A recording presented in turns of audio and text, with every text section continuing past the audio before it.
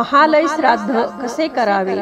श्रीमद भगवद्गीतेमध्ये भगवान श्रीकृष्णाने सांगितले आहे की जन्म आणि मृत्यूचे चक्र चालूच राहते।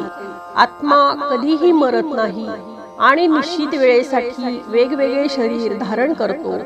व्यक्तीच्या मृत्यूनंतर त्याचा आत्मा यमलोकात जातो। तेथे त्याने केलेल्या पाप पुण्याचा हिशोब होतो आणि आत्मा स्वर्गात किंवा नरकात पाठवला जातो।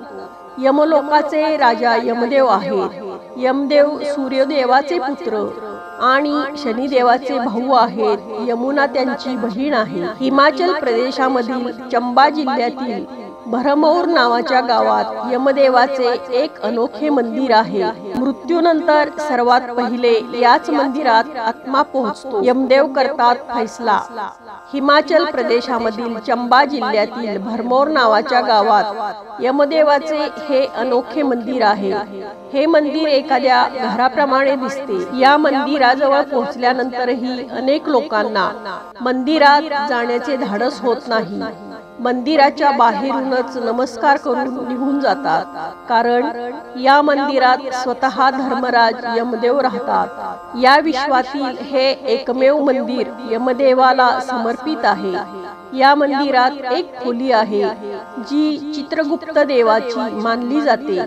चित्रगुप्त यमदेवाचे सचिव आहेत। हे जीवात्म्यांच्या कर्माचा हिशोब ठेवतात। येथील मान्यतेनुसार जेव्हा एखाद्या व्यक्तीचा मृत्यू होतो तेव्हा यमदेवाचे दूत त्या व्यक्तीचा आत्मा सर्वात पहिले या मंदिरात चित्रगुप्तासमोर घेऊन येतात। चित्रगुप्त या जीवात्म्याला त्याच्या पूर्ण कर्माची माहिती देतात आणि त्यानंतर चित्रगुप्त देवाच्या खोलीतून यमदेवाच्या खोलीत त्याला नेले जाते। या खोलीला यमदेवाचे न्यायालय म्हटले जाते। या ठिकाणी यमदेव स्वतः व्यक्तीला त्याच्या कर्मानुसार फळ देतात। या मंदिरात सोने, तांब, चांदी आणि लोखंडाचे 4 अदृश्य दरवाजे असल्याचे मानले जाते। यमदेवाने आदेश दिल्यानंतर दूत याच दरवाजामधून आत्म्याला स्वर्ग किंवा नरकात घेऊन जातात। गरुड पुराणातही यमदेवाच्या दरबारात 4 दरवाजे असल्याचा उल्लेख आहे।